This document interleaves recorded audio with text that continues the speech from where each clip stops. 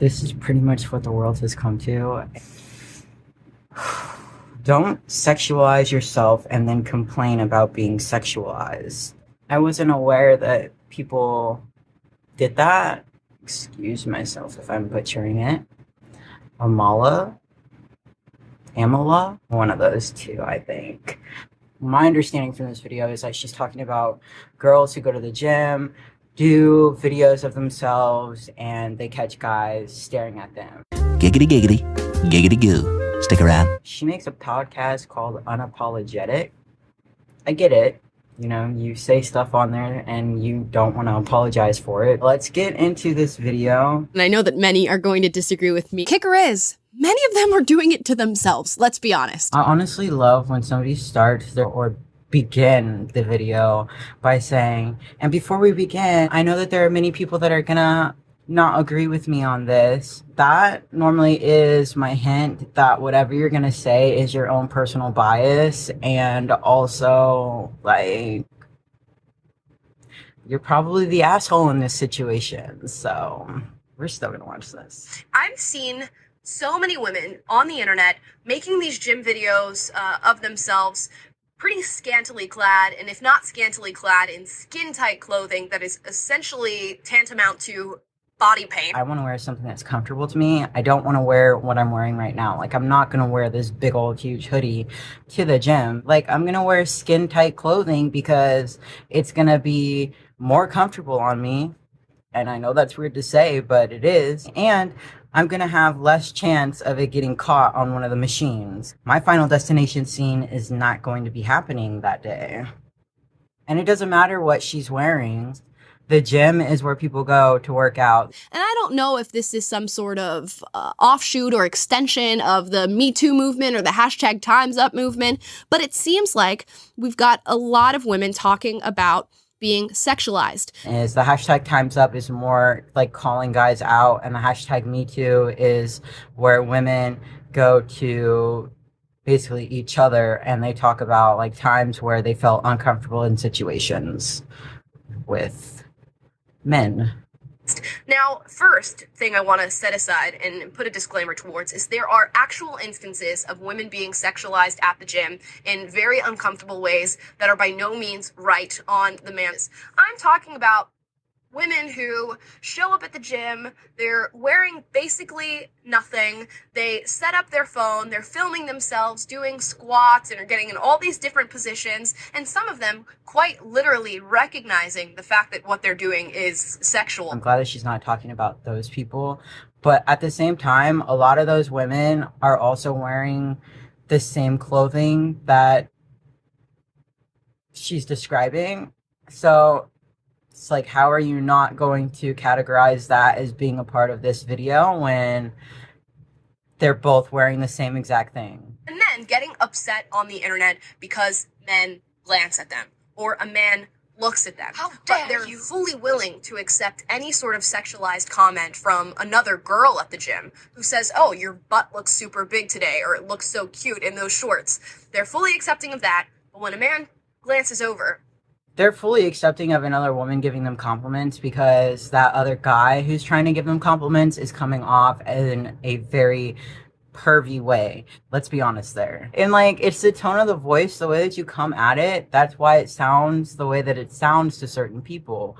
So maybe if a guy wasn't trying to act like they were flirting with them every single time he made a compliment to them at the gym, maybe then it would be different. Said, I'm supposed to believe that women wear this to the gym to work out and not for attention. I feel like maybe this could be a setup as well. Maybe somebody is filming themselves like this because they're doing like some TikTok experiments or some YouTube experiment.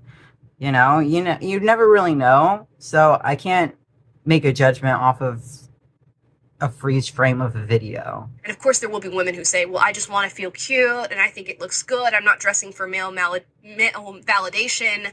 I'm dressing for me. What does that mean? I'm dressing for me? Because even guys say it, it's not just a girl thing. When they say that they're dressing for me, it means that they're dressing for themselves. They're not looking to impress anybody else other than themselves. That's what I'm dressing for me means. And now I want to go out and feel like major confident and all this stuff in my body. I'm going to wear this instead of wearing what I normally wear, which is just a t-shirt and some shorts. To me, it means you think you look good. And what does that mean? Look good to who? Look good. You literally just said it. Look good. And it means look good to yourself. Hence the whole point. I want to look good for me. How is that difficult to... Many things to say. A girl by the name of Kendra Sutherland responded and said, "Women don't wear cute, sexy clothing for your attention." However, it turns out that Kendra Sunderland is a porn star. So I'm not sure she is the best person to go to as far as asking why women wear particular clothing.